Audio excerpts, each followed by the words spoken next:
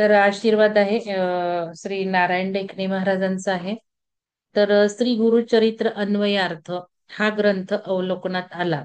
श्री दत्तात्रयांच्या सर्व भक्तगणांना हा ग्रंथ म्हणजे अमोल असा ठेवाच लाभणार आहे. अशा प्रकारचे या सायन देवाच्या गुरुचरित्रावर, सायन देव म्हणजे जी काही परंपरा आहे त्यातले हे एक नावच आहे, त्यांच्या वंशावळीतलं नाव आहे सायन देव. पुढे येईल ते. श्री सायन देवाच्या, म्यूट करा निलिमा मॅडम, म्यूट करा निलिमा मॅडम, म्यूट करा.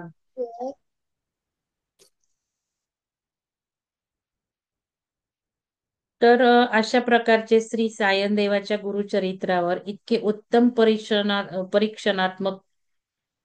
परीक्षणात्मक विवेचन विश्लेषण क्वचितच झाले आहे. गुरुचरित्र नित्य पठन करणारे अगणित भक्तजन असतील. केवळ गुरुचरित्राचे गद्यात्मक रूपांतरही श्री कामत यांनी केलेले आहे. परंतु त्यातील कथाभागावर ज्ञान, कर्म, उपासना अशा तिन्ही भागातील गुरुभक्तीचे सूत्र धरून सर्व दृष्टीने विवेचन इतक्या सहजतेने सर्वांना उत्पन्न होणाऱ्या निरनिराळ्या शंकांचे निरसन केलेले घडलेले नव्हते. ते श्री उर कुर्लेकर यांच्याकडून उत्तम रीतीने घडले आहे. ही सद्गुरूंची व श्री दत्त प्रभूंची त्यांच्यावर कृपा असल्याचेच द्योतक आहे. तर भिद्यते हृदय ग्रंथी हा छिंदते सर्व संशय हा, असेच हे लिखाण झालेले आहे. वाचन करीत असताना त्यातील कथांचे गूढ अर्थ काय आहेत हे सर्व भक्तांना समजण्यासाठी एका दृष्टीने गूढार्थ दीपिका असा प्रमाणभूत म्हणून हा ग्रंथ सर्वांनाच मानावा लागेल. या सर्व प्रकारच्या स्पष्टीकरणामध्ये त्यांचीही श्रेष्ठ अनुभवशील बहुश्रुतता प्रकट झाली आहे. पु श्री वासुदेवानंद सरस्वती स्वामी महाराजांच्या द्विसहस्त्रीवरील टीकेचा त्यांनी जो यथार्थ उपयोग करून घेतला आहे त्यामुळे त्याला प्रमाणता प्राप्त झाली आहे. तसेच गीता रहस्य, समश्लोकी, गुरुचरित्रासंबंधीची मतमतांतरे, उपनिषदातील योग्य संदर्भ, इतरही पाश्चात्य वैज्ञानिकांची व समाज धुरीणांची मते विचारात घेऊन सर्व ठिकाणी गुरुचरित्राच्या धार्मिक बाबींना वैज्ञानिक दृष्टिकोनही सुसंगत कसा आहे हे फार उत्तम रीतीने दाखवले आहे. म्हणजे इथे हे सर्व वैज्ञानिकच विश्लेषण आहे. एवढंच नाही तर लेखकांनी, कुर्लेकर हे जे ऑथर आहेत त्यांनी खूप अभ्यास केला, कित्येक वर्ष अभ्यास केला आणि ऍक्च्युअली ते गुरुच्या सहवासात त्यांनी बऱ्याच वर्ष काढलेलं आहे. पुढं आपण ते जाणून घेणार आहोत, कारण वाचायच्या आधी ही पार्श्वभूमी माहिती असणं फार गरजेचं असतं. त्याशिवाय आपल्याला काय वाचतोय आपण, काय त्याची किंमत कळत नाही. तर ह्यांचा अभ्यास तर खूप गाढा होताच, पण यांच्यावर जे गुरुचे आशीर्वाद आहेत, ब्लेसिंग्स आहेत, ते पण खूप महत्वाचे आहेत. त्यामुळेच हे एवढा मोठा ग्रंथ लिहून घेतला गेला. तर ह्याला वैज्ञानिक दृष्टिकोनही सुसंगतीने हे दाखवलं आहे असे महाराज म्हणतायत. हा ग्रंथ सर्वांनी जरूर जरूर वाचून काढावा, की ज्यामुळे गुरुभक्तीचे अनेक दृष्टीने केलेल्या विश्लेषणाची बाजू ध्यानात येऊन अंतकरणातील भक्तीला दृढता आल्याशिवाय राहणार नाही. गुरुभक्त श्री उर कुर्लेकर यांनी हे जे अत्यंत अभ्यासपूर्ण सर्व समाजाच्या विशेषतः सद्गुरूंच्या उपासकांसाठी खूप परिश्रम करून दिग्दर्शन केले आहे, त्याबद्दल त्यांचे कितीही आभार मानले तरी थोडेच होतील. तर हे लिहिलेलं आहे 2000 साली. मग आता याच्यात बरेच असे अभिप्राय वगैरे आहेत. गुळवणी महाराज च सुद्धा त्यांनी लिहिलेलं आहे. बघा या ग्रंथामागे श्री कुर्ले, आता हा अभिप्राय कोणाचा आहे त्यातलं थोडस वाचते मी. वासुदेव चोरघडे यांचा आहे. तर या ग्रंथामध्ये श्री कुर्लेकरांची अनेक वर्षाची साधना आहे. गुरुचरित्रातील कथांचा त्यांचा विविधांगी अभ्यास केल्या 3 तपाहून अधिक काळापासूनचा आहे. त्यासाठी ग्रंथांची पारायण करणे, त्यातील आशयाचे मर्म शोधणे. बघा यामुळेच या गोष्टी होतात, नुसत्या वाचनाने नाही होत, त्याचं मर्म शोधणे. श्री पु वासुदेवानंद सरस्वती स्वामी महाराजांच्या समश्लोकी व द्विसाहस्त्री या ग्रंथाच्या संदर्भाने गुरुचरित्रातील कथांचा, घटनांचा, त्यामागील शास्त्रीय अधिष्ठानाचा वेध घेणे, संदर्भात आलेल्या ग्रंथांचे अध्ययन करणे, ही त्यांची उपासना कित्येक वर्षापासून अखंडपणे चालू होती.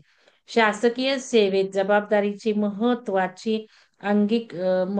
महत्वाची पदे सांभाळीत असताना संसारात येणाऱ्या बऱ्या वाईट अनुभवांचे स्वागत करताना गुरुकथा चिंतनाचे त्यांचे अंगीकृत व्रत अबाधित राखले गेले. त्यातून श्री गुळवणी महाराजांची प्रेरणा व श्री दत्त महाराज कवीश्वर यांचे प्रोत्साहनपर आशीर्वचन लाभल्याने हा बृहत आकाराचा हजाराच्या जवळपास असलेल्या पृष्ठसंख्या असलेला ग्रंथ सिद्ध झाला आहे.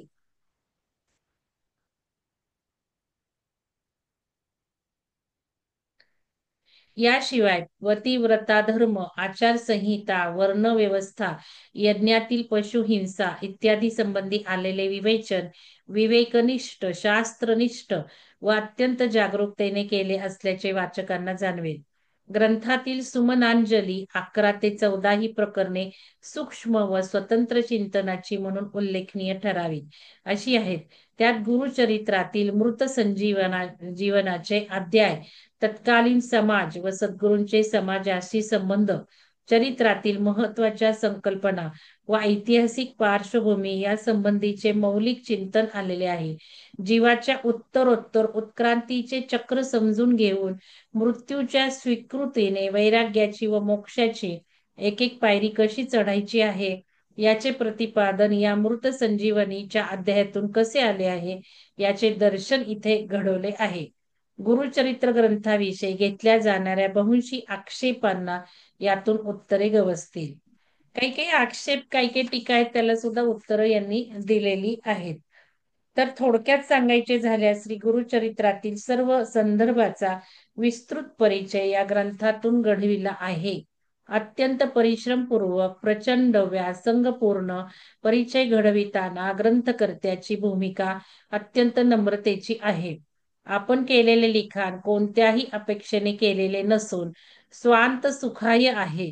स्वतःच्या समाधानासाठी व इतरांना अभ्यासाला प्रेरणा झाल्यास आवश्यक साधन सामग्री उपलब्ध असावी या उद्देशाने केलेले आहे. ग्रंथकर्त्याची ही विनम्र भूमिका हा ग्रंथाचा अलंकार आहे. अनेक विषयावरील शोध प्रबंध तयार व्हावे एवढी साधन सामुग्री यात आलेली आहे. गुरुचरित्राच्या सर्व अभ्यासकांना त्यांनी उपकृत करून ठेवले आहे.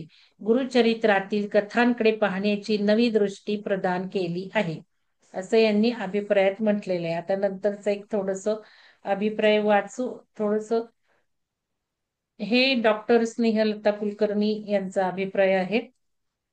तर त्याच्यात त्या काय म्हणतात, श्री गुरुचरित्र अन्वयार्थ हा श्री उमाकांत कुर्लेकर यांनी लिहिलेला ग्रंथराज संपूर्ण वाचला. वास्तविक श्री गुरुचरित्र हे स्त्रियांनी वाचू नये असं आहे बरं का, स्त्रियांनी वाचू नये. आता ते काय मला माहिती नाही, पण तुम्ही बघा बऱ्याचदा असं म्हटलेलं आहे. असा एक सनातन दंडक आहे व त्यामुळे मी स्वतः तो ग्रंथ कधीच वाचलेला नाही, परंतु त्यातील गोष्टी माहीत होत्या. हा गद्यानुवाद आहे तेव्हा वाचायला हरकत नाही असे श्री कुर्लेकर म्हटल्यामुळे वाचन झाले.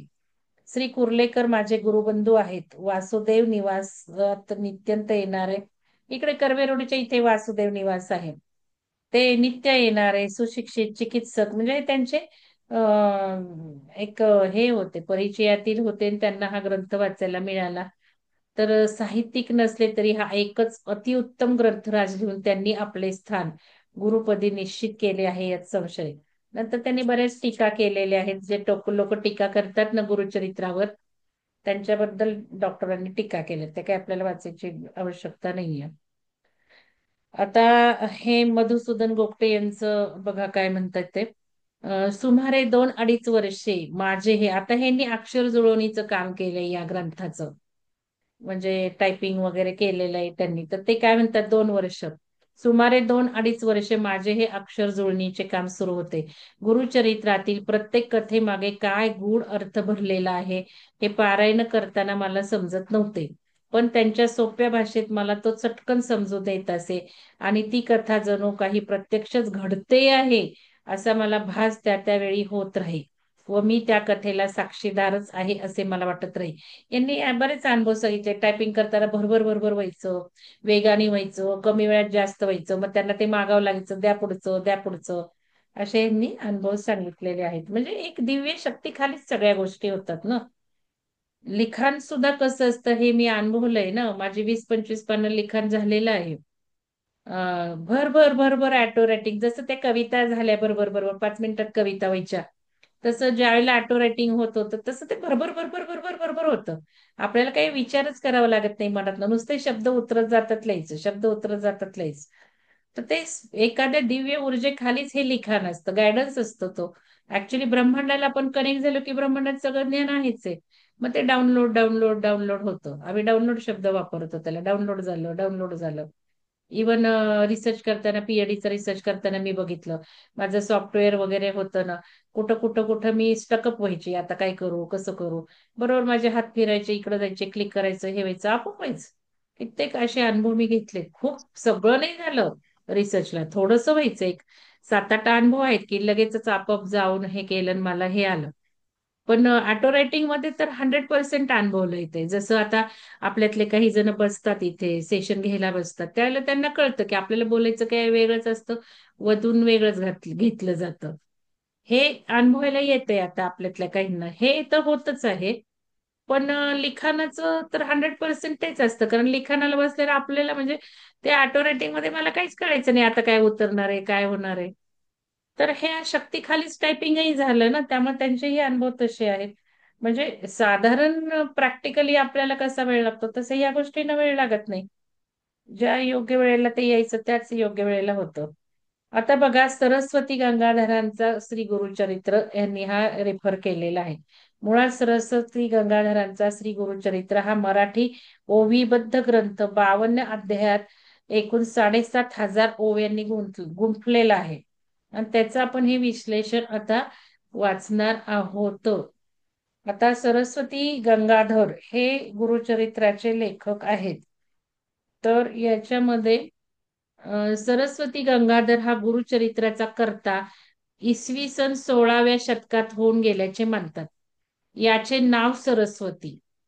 बघा, सरस्वती गंगाधर म्हणजे सरस्वती हा अर्धा शब्द आलेला आहे आपल्या त्या नृसिंह स्वामी, आपले जे आहेत अवतार दत्तात्रयांचे, त्यांच्यातला अर्धा शब्द या लेखकाजवळ आलाय गुरुचरित्र लिहिलेला, सरस्वती गंगाधर. नाव सरस्वती, तो स्वतःचा उल्लेख नामधारक म्हणजे गुरु नृसिंह सरस्वतींच्या अर्ध्या नावाचा धारक म्हणून करतो. यांचे आडनाव साखरे. म्हणजे आता बघा, गंगाधर सरस्वती, सरस्वती गंगाधर आडनाव साखरे. आपस्तंभ शाखी, कर्नाटकाच्या गुलबर्गा जिल्ह्यातील कडंची गावचे ब्राह्मण. सरस्वतीची मातृभाषा कानडी. त्याचे पूर्वज सायनदेव, मी म्हटलं ना सायनदेव, त्यांचे पूर्वज सायनदेव म्हणजे घराण्यातलं जे लेखक लिहिलंय गुरुचरित्र, त्यांच्या घराण्यातले पूर्वज, मला असं वाटतं सायनदेव म्हणजे नृसिंह सरस्वती नंतरचे लगेच.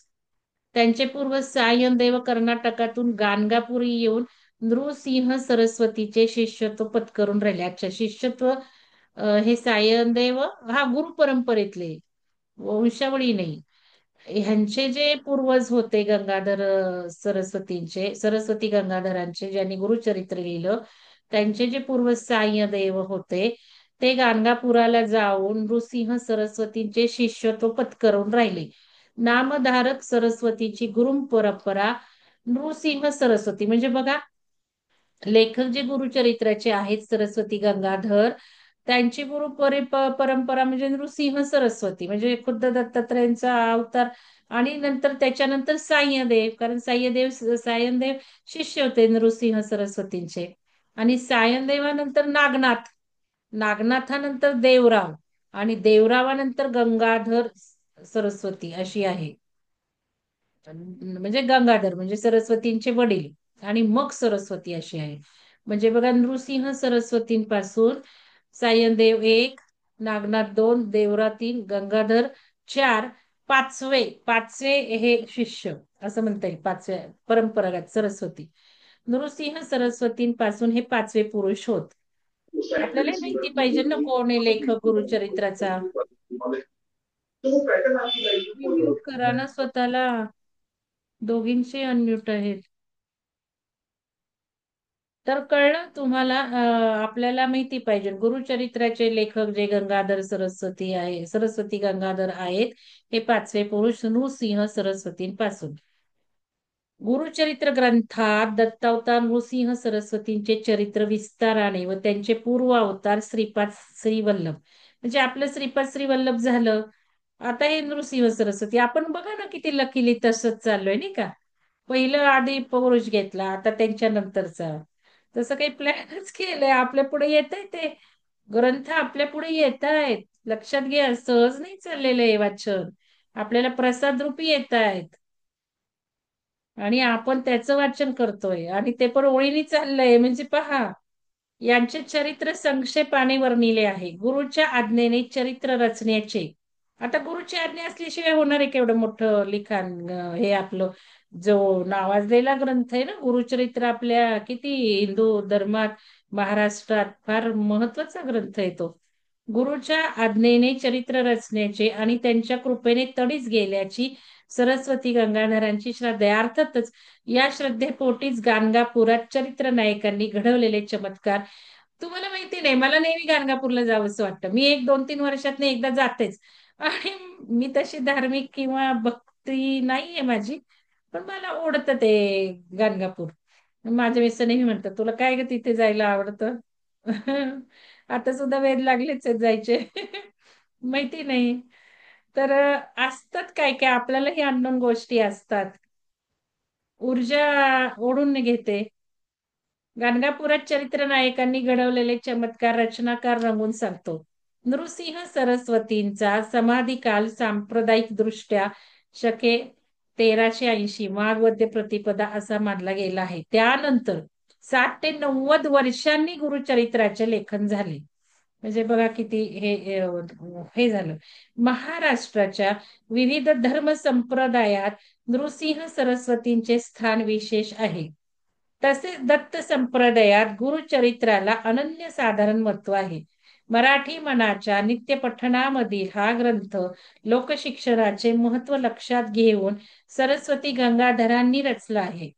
भागवत धर्मातील निवृत्तीपर वाङ्मयाची परंपरा सोडून श्री गुरुचरित्रात प्रवृत्तीपर जीवनातून परमार्थ साधण्याचे आवाहन केले आहे. म्हणजे आपण जे म्हणतो ना की बाबा निवृत्तीपर म्हणजे रिलक्टन्स, तटस्थता, की सगळ्या प्रापंचतातून मुक्त होणे, हे भागवत धर्म आहे.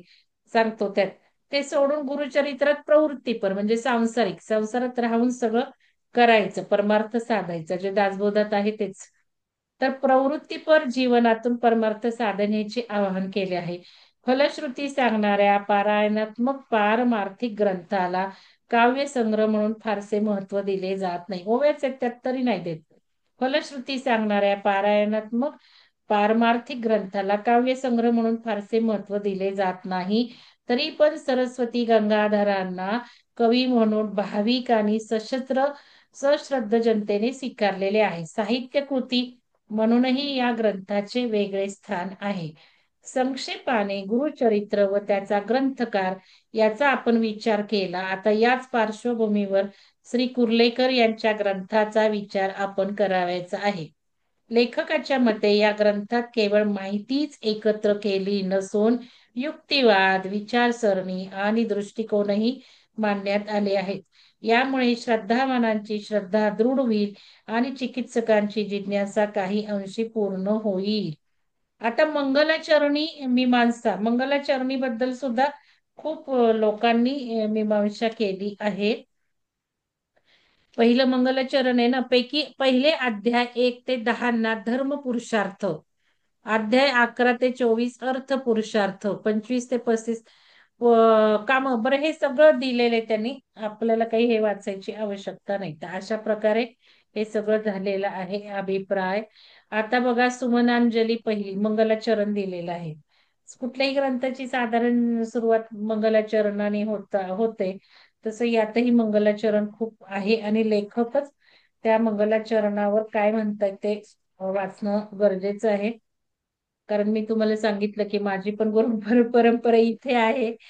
त्यामुळं आम्ही काही हे करू शकत नाही, टाळू शकत नाही.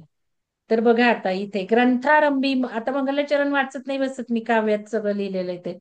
श्री गणेशाय नमः, श्री सरस्वती शारदाय नमः, श्री कुलदेवताभ्य नमः, असं ते आहे. आपण वाचू काय म्हटलंय. ग्रंथारंभी मंगलाचरण करण्याचा शिष्टाचार व लेखन संकेत रूढ आहे. त्याला अनुसरून या लेखनाला प्रारंभ करण्याचे धाडस मी करत आहे. या मंगलचरणामध्ये श्री गणेश शारदा कुलदेवता, बघा परत दोघींचे अनम्यूट आहेत. कसं तुम्ही करता? एक मिनिट मला आता बेल वाजलेली आहे.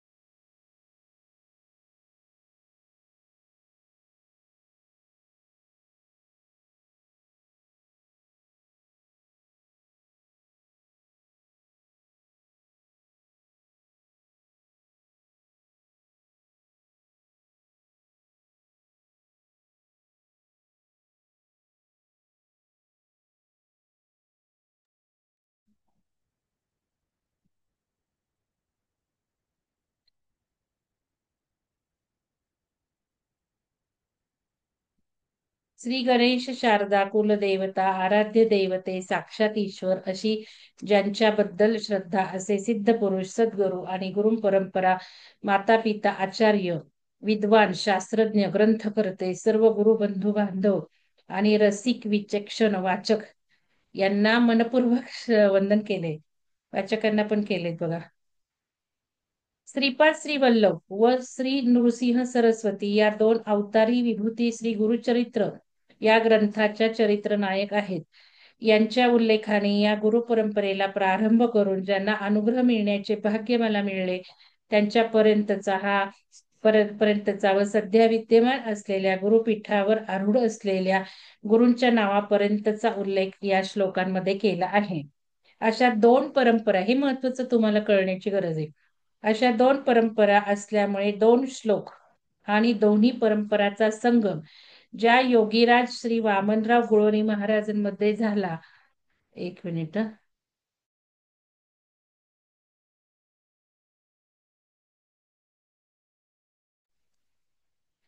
ज्या महाराजांमध्ये झाला त्यांच्या नावाचा श्री वामन असा उल्लेख दोन्ही श्लोकांमध्ये केला आहे. वामनराव गुळोनी ना, म्हणून त्यांनी श्लोकामध्ये पण उल्लेख केला. या दोन्ही पैकी पहिली परंपरा महाराष्ट्रात पूर्वीपासूनच रूढ असलेल्या श्री दत्त उपासनेची आहे. म्हणजे महाराष्ट्रात दत्त उपासना होती आणि म्हणजे बंगालमधून ती शक्तिपात दीक्षा आली. दत्त उपासनेची महाराष्ट्रात आहे. आणि दुसरी परंपरा शक्तिपात योगाची परंपरा असून ती बंगालमधून महाराष्ट्रात आलेली आहे.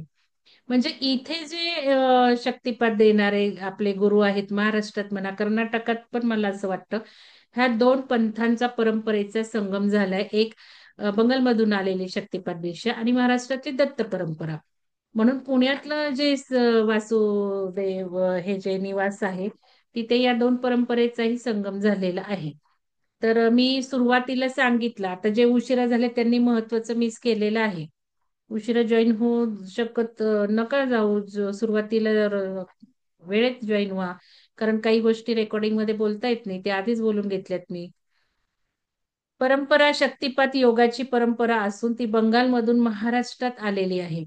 पहिल्या दत्त उपासनेच्या परंपरेत श्री नृसिंह सरस्वती नंतर अनेक सत्पुरुष झाले असले तरी श्री गुरुचरित्राच्या दृष्टीने व एकंदर दत्त संप्रदायामध्ये ज्यांना श्री दत्ताचा साक्षात अवतार म्हणून मान्यता आहे, त्या श्री वासुदेवानंद सरस्वती स्वामी महाराजांचाच केवळ उल्लेख करून त्यानंतर त्यांच्या अनेक शिष्यांपैकी फक्त श्री गुळवणी महाराजांचाच परंपरेचा उल्लेख केला आहे. कारण श्री गुळवणी महाराजांकडूनच मला अनुग्रह मिळाला. म्हणजे लेखकाला स्वतः श्री गुळवणी महाराजांकडनं दीक्षा मिळालेली आहे.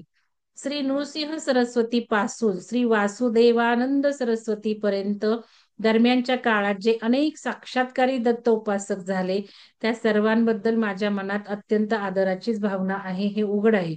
आणि त्यासाठी श्री वासुदेवानंद सरस्वती हे परंपरेच्या मध्यभागी आहेत असे म्हटले आहे. म्हणजे मध्यवर्ती वासुदेवानंद सरस्वती आहेत. वास्तविक श्री गुरुचरित्राला प्रमाण ग्रंथ मानणारी परंपरा श्री दत्तात्रयांपासून प्रारंभ व्हायस हवी होती. पण दत्तात्रय हे नाव पहिल्या श्लोकाच्या म्हणजे मराठी परंपरेच्या अखेरीस आले. आता त्यांनी दत्तात्रय शेवटी घेतलं, त्याचं हे लेखक सांगतायत. हे कसे अशी शंका उद्भवण्याची संभव आहे. दत्तात्रय हे नाव आज विद्यमान व गुरुपीठावर आरूढ असलेल्या पूजनीय श्री दत्त कवीश्वर महाराज यांचा उल्लेख करण्यासाठी आले आहे. हे जरी खरे असले तरी श्री कवीश्वर महाराज प्रत्यक्ष दत्तात्रय स्वरूपी आहेत असा माझा भाव आहे. म्हणजे अशी परंपरा शेवटी शेवटी शेवटी येते. तर ते म्हणतात हे दत्तात्रय स्वरूपच कवीश्वर महाराज आहेत असं त्यांचं हे आहे, भाव आहे. आणि त्यांचा उल्लेख श्लोकात शेवटी करण्यामागे श्री दत्त बघा किती सुंदर हेतू आहे बघा हा. त्यांचा उल्लेख श्लोकात शेवटी करण्यामध्ये श्री दत्तात्रयांचा अवतार चिरंजीव स्वरूपाचा असून तो सध्याही विद्यमान आहे हा भाव व्यक्त करण्याचा माझा हेतू आहे. म्हणजे श्री दत्तात्रय अजूनही चिरंजीवच आहेत, अजूनही गादीवर बसले आहेत. कारण शेवटी नाव जे गादीवर असतात त्यांचं नाव येतं. ऍक्च्युअली दत्तात्रय म्हणजे काय आपल्याला माहितीये, ब्रह्मा विष्णू महेश, अणु रेणू प्रोटॉन ऍटम मधले आणि चराचरात तो सामावलेले. दत्तात्रय हे तत्व आहे, दत्त हे तत्व आहे आणि ते चराचरच सामावलेलं आहे. हे सगळं बघून झालेलं आहे आपलं. तर दुसऱ्या परंपरेचा आरंभ आधुनिक काळात बंगालमधील श्री गंगाधर तीर्थ महाराज यांच्यापासून मानला जातो. आणि श्री गंगाधर तीर्थ, श्री नारायण तीर्थ, श्री शंकर पुरुषोत्तम तीर्थ व श्री लोकनाथ तीर्थ अशी बंगालमधील ही परंपरा श्री लोकनाथ तीर्थ यांच्यामुळे महाराष्ट्रात श्री वामनराव गुळोनी महाराज यांच्याकडे आली. म्हणजे बघितलं बंगालमधून कसं आलं हे तीर्थ तीर्थ तीर्थ. गंगाधर तीर्थ, नारायण तीर्थ, शंकर पुरुषोत्तम तीर्थ, लोकनाथ तीर्थ अशी बंगालमधील ही परंपरा लोकनाथ तीर्थ यांच्यामुळे महाराष्ट्रात आली.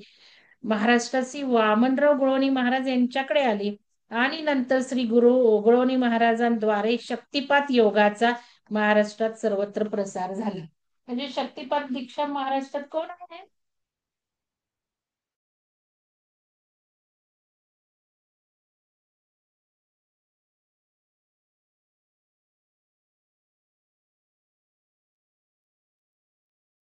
काय टाकलंय चॅट बॉक्स मध्ये?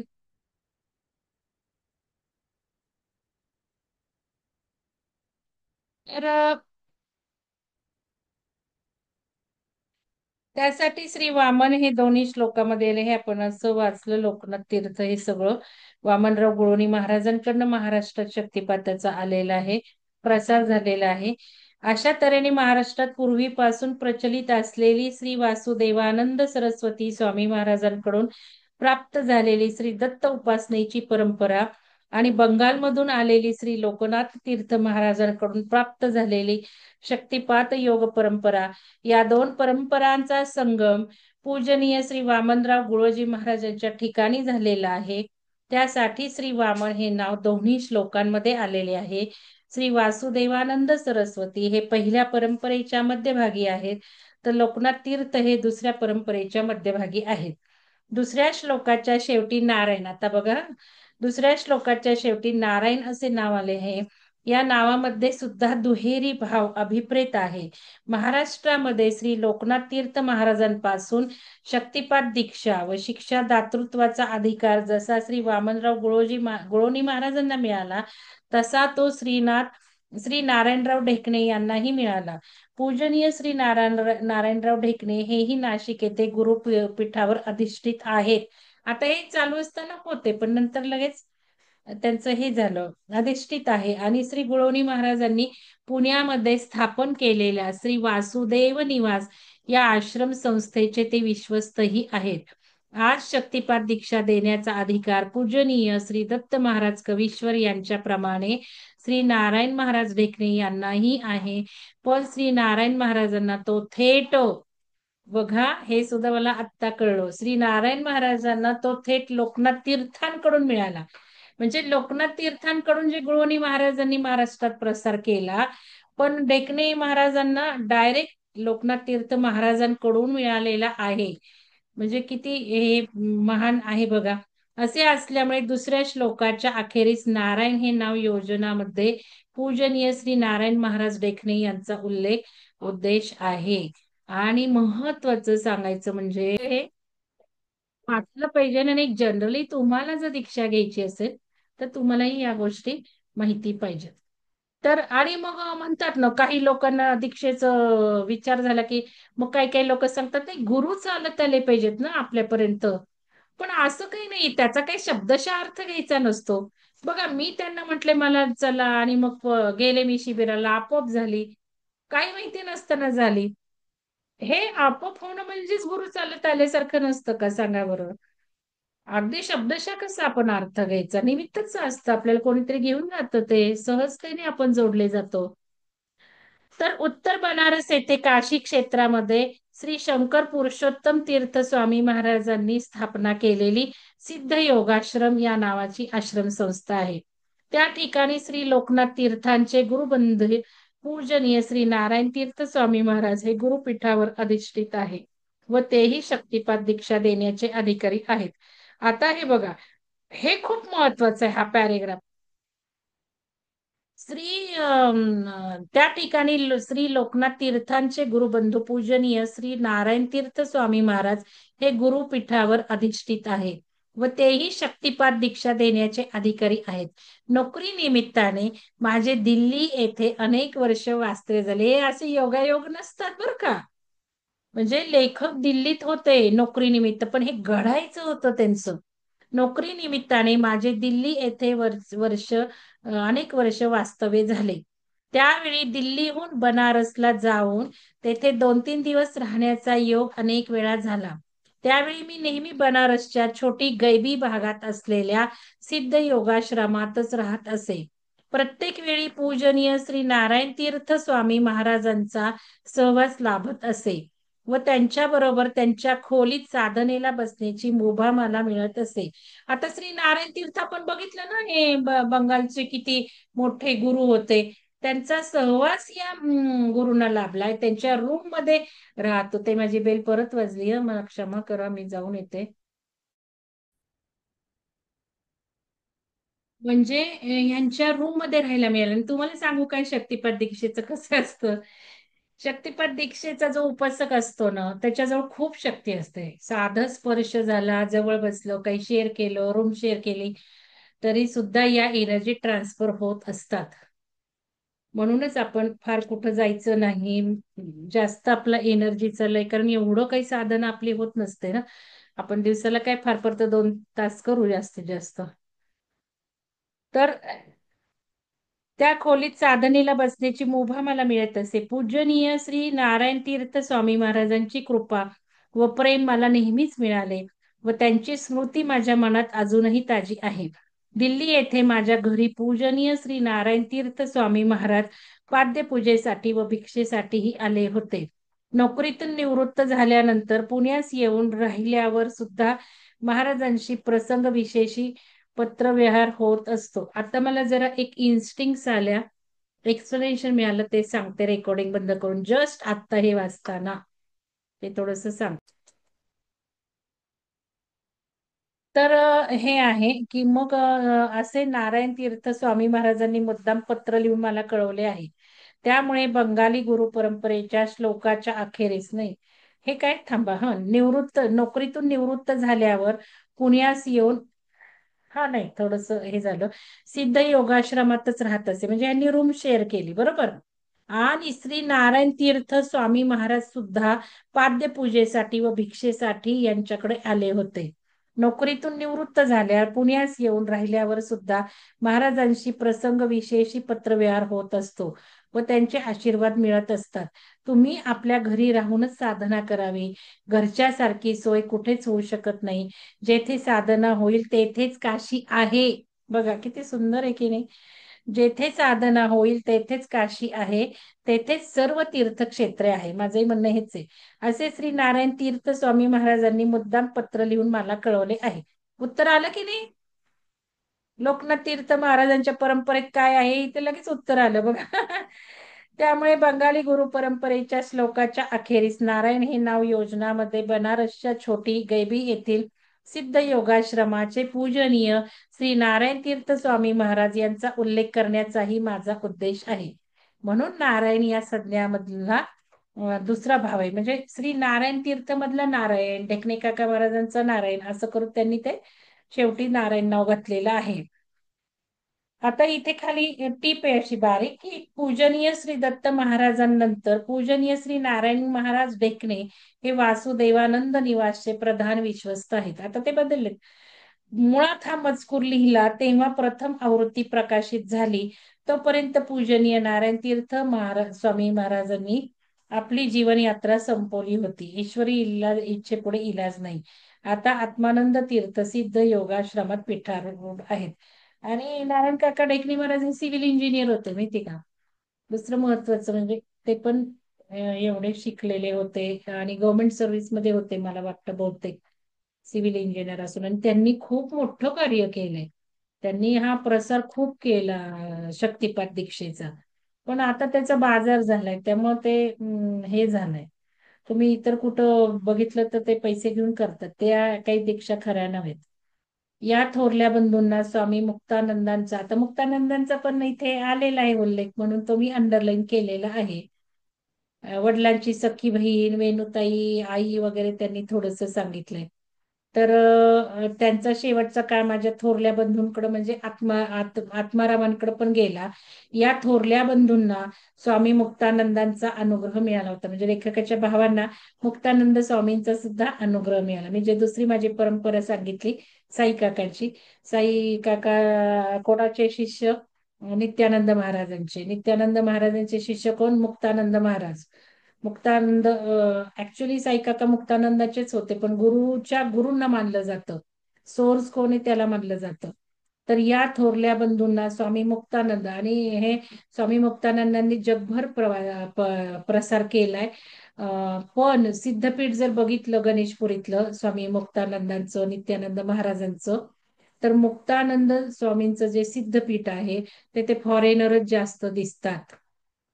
लक्षात घ्या. कारण सगळे ते त्यांचा प्रसार तिकडे फॉरेन मध्ये जास्त. आणि यांनी असंख्य पुस्तकं लिहिली मुक्तानंदांची. आणि आपल्या मॅडमनी आता पाठवलं ना एक दोन पुस्तकं. आहेत काय मॅडम? लापलीकर मॅडम आहेत. स्मिता लापलीकर मॅडमने पुस्तकं पाठवलीत परत आता दोन, हे मुक्तानंदांच्या आश्रमातनं घेऊन. आहे आहे हा आहेत. आहे मी. त्यांनी मी नुसतं नाव काढलं मला हे वाचायचंय की लगेच खटपट करत करत करत पार गणेशपुरीच्या इथल्या माणसांना हलवून त्यांच्याकडे आणलीत आणि आता पिरामिडला येणार आहेत. तर असं आहे. तर मुक्तानंदांचा अनुग्रह मिळाला होता. त्यावेळी स्वामी मुक्तानंद यांनी आमच्या ताईंना पाहिले व त्यांच्या आध्यात्मिक मनोवृत्तीबद्दल प्रशंसोद्गार काढले. स्वामींनी ताईंना आपल्या पंक्तीला बसून प्रसाद घेण्यास सांगितले. जन्मभर सोवळे ओवळे कडकपणे पाळलेल्या ताईंनी क्षणभर विचार केला आणि आचार धर्म सद्गुरु प्राप्तीसाठी असतो. सद्गुरु भेटल्यानंतर त्यांची आज्ञा त्यांचे वचन हाच आपला धर्म असा निश्चय करून त्यांनी स्वामींच्या पंक्तीला बसून प्रसाद ग्रहण केला आणि आपल्या वैचारिक परिपक्वतेची चुणूक दाखवली. म्हणजे सगळं सोवळं ओवळं पण बसा म्हटल्यावर लगेच बसून जेवलेले आहेत. तर हे लक्षात घ्या. तर हे सगळं झालेलं आहे आपलं. आता आपण मला असं वाटतं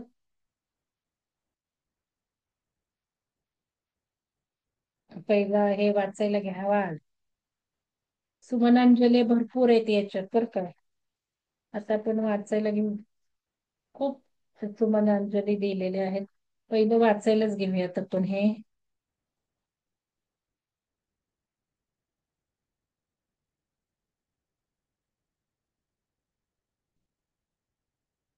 ते पहिला वाचू हा.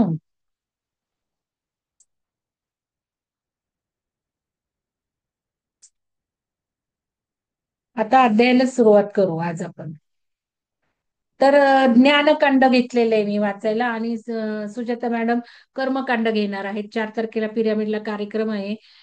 शनिवार, रविवार, सोमवार. तर त्या कर्मकांड लगेच कर्मकांड सुरू करतील 4 तारखेला सोमवारी. आणि मॅडम 5ला वगैरे, कारण मी शक्यतो तिथे राहायचं म्हणते 10 तारखेपर्यंत.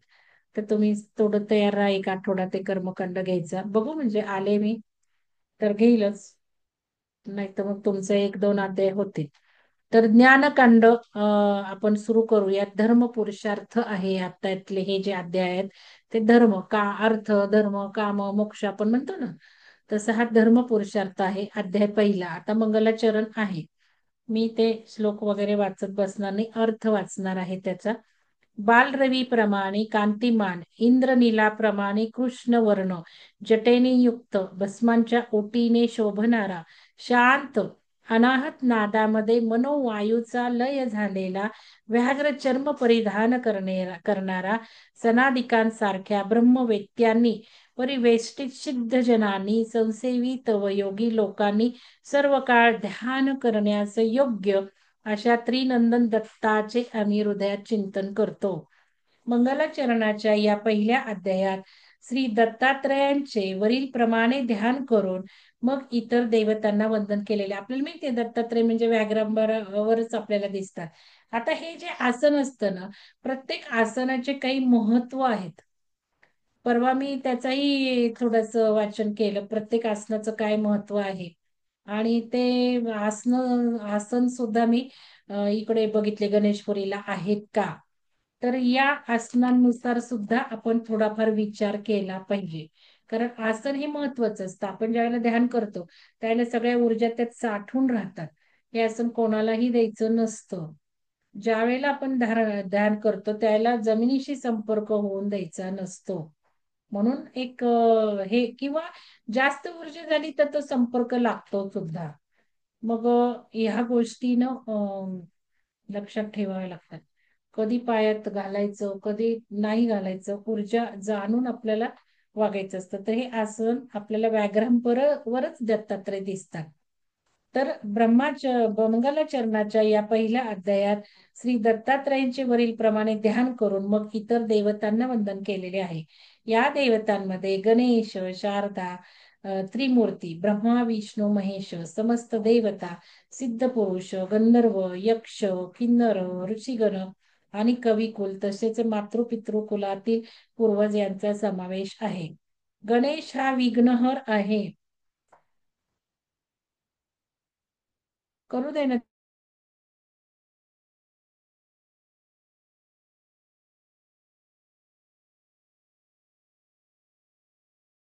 झालं असेल, तात्पुरतं झालं असेल.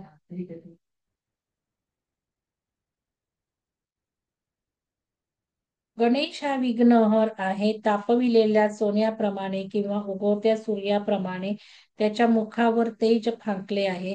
त्याच्या हाती परशु असून त्याच्या कमरेला व गळ्यात नाग, सर्प, कमरपट्ट्याप्रमाणे आणि जारव्याप्रमाणे शोभत आहेत. गणेश चतुर्भुज असून विशालाक्ष आहे आणि तो विश्वाचा आणि सर्व लोकांचा प्रतिपाळ निर्विघ्नपणे करीत आहे.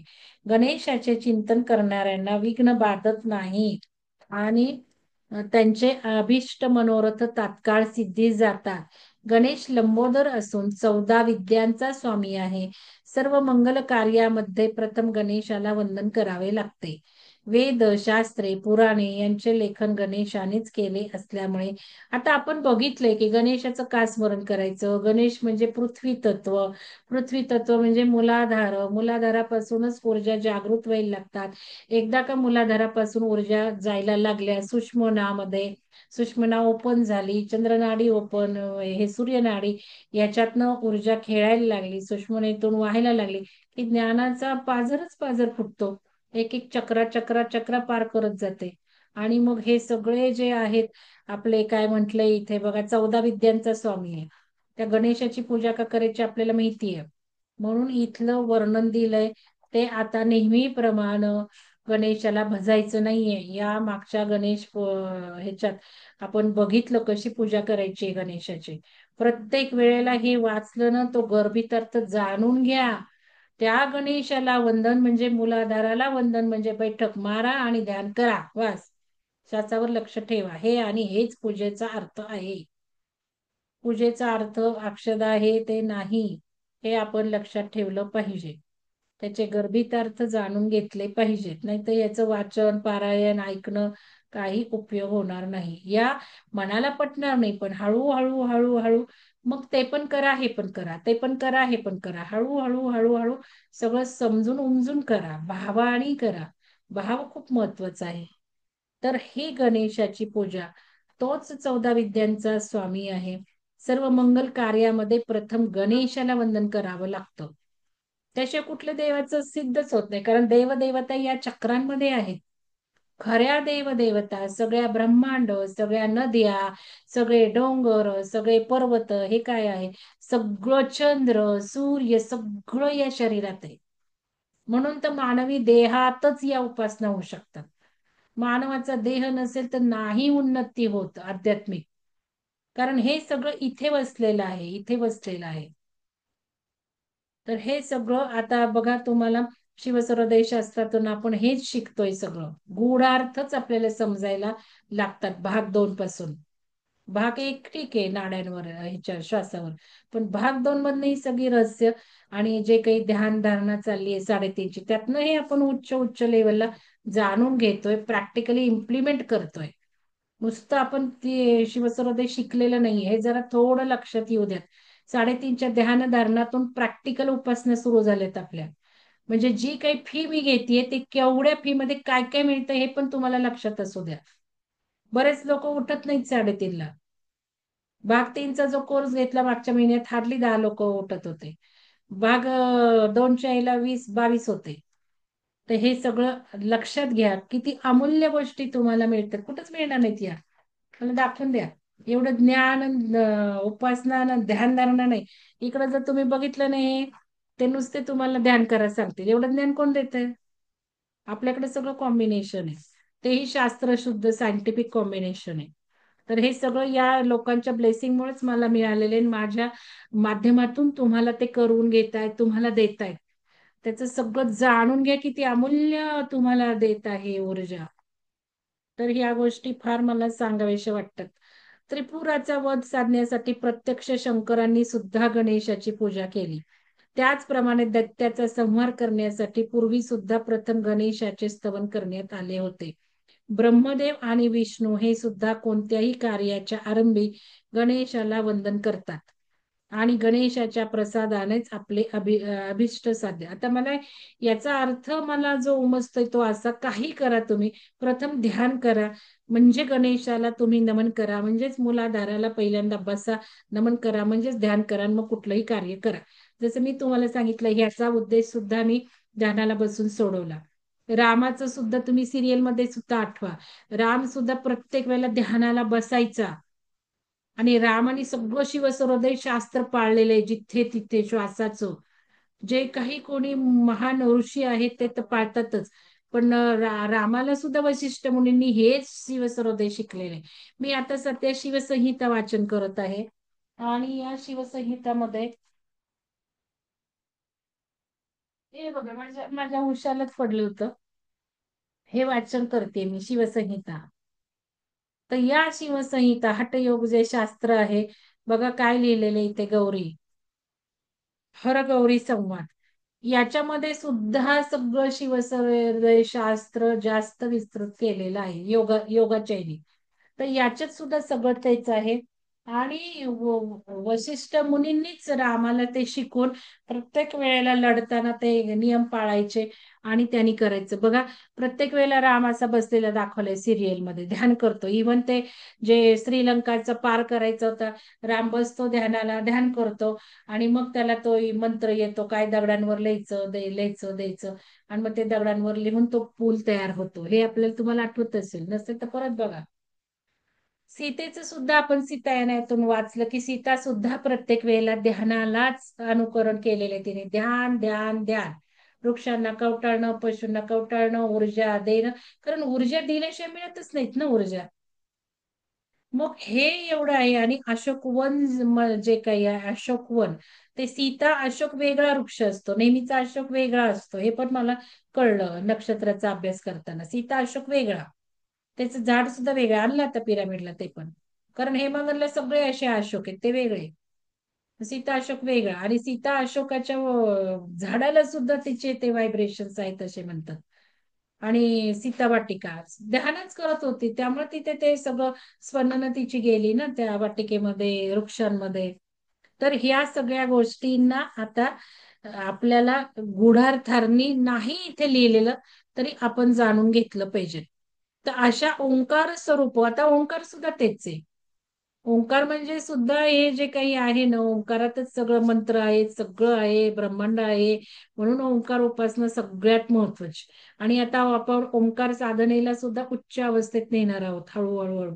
त्याच्यामध्ये मुद्रा आता या ज्या मुद्रा शिकतोय भाग 2 भाग 3 ह्याच्या मुद्रांचा सुद्धा आपण तिथे उपयोग करणार आहोत थोडाफार. तर हे बघा असं चालू आहे बरं का. हा.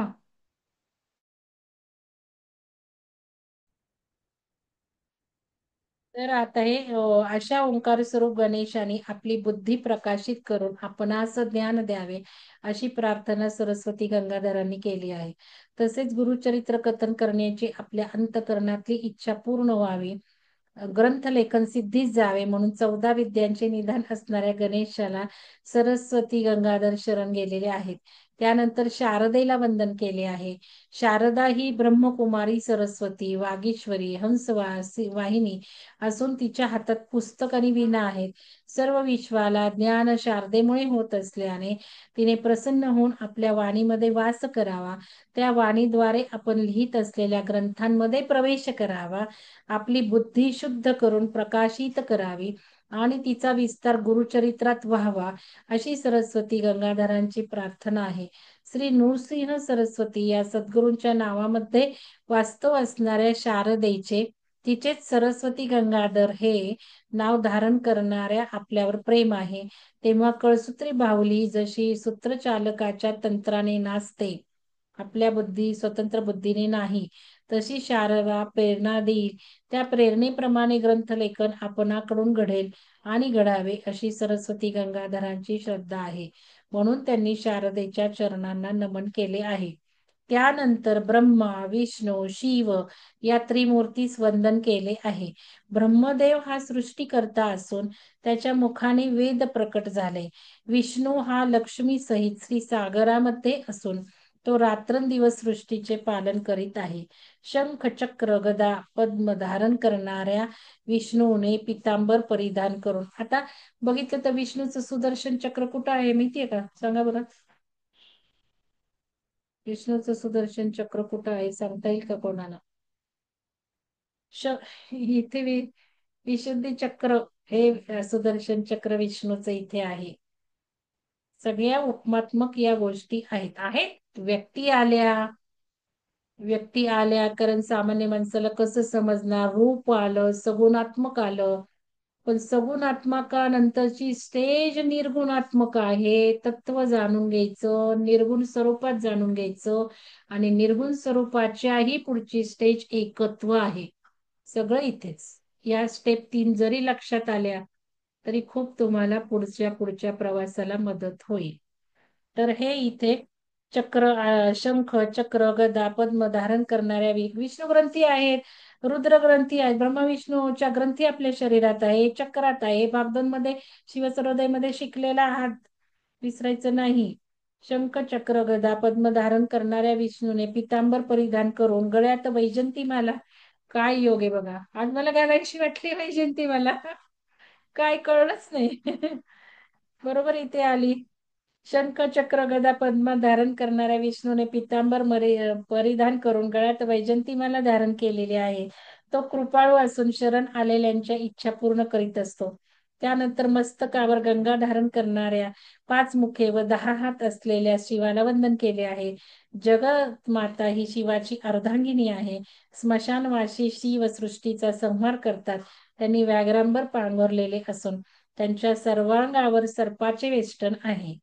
असे ब्रह्मा विष्णू शिव या त्रिमूर्तीला वंदन करून सरस्वती गंगाधरांनी नंतर समस्त देव सिद्ध गंधर्व यक्ष किन्नर ऋषीगण कविकुल यांनाही वंदन केले आहे. कवीमध्ये पराशर, व्यास, वाल्मिकी यांचा स्पष्ट उल्लेख करून सरस्वती गंगाधर म्हणतात की कवित्व कसे असते ते आपणास माहीत नाही. म्हणून आपण कवी कुलाची विनवणी करत आहोत. ते म्हणतात की आपण विज्ञान ग्रंथ ग्रंथ करते नाही. मराठी भाषाही आपणास येत नाही. म्हणून थोर कवींनी आपल्यावर कृपा करून आपल्याला सहाय्य करावे. तर खूप हे सुंदर आहे. बस करूयात आज जरा, कारण थोडस काम चालू आहे, घरात वायरमन आलेला आहे आणि आपण हे थोडस खुणा केलेले आहेत. मी सगळं नाही वाचणार आहे, मी थोडं थोडं वाचणार आहे, कारण एवढा मोठा ग्रंथ अवघड आहे सगळं वाचणं. तर बघा आता काय तुम्हाला आजच्या ह्याच्यातनं आउटपुट घ्यायचे. मी रोज सांगितलंय की प्रत्येक सेशन मधून एक वाक्य तरी आपल्या मनाला सारखं आठवण करून देणारं बिंबवायचं आहे. आपणच आपल्या डायरीत लिहायचं आहे. आणि नाही एखादं वाक्य सापडलं तर रेकॉर्डिंग ऐका. ज्यांनी हे घेतलेत ग्रंथ त्यांनी वाचा, उघडा. असंच वाचन होणार आहे. नंतर वाचू म्हणून होणार नाही. आत्ताच आज पहिला झाला ते घ्या वाचायला. असं केलं तर ते होणार आहे.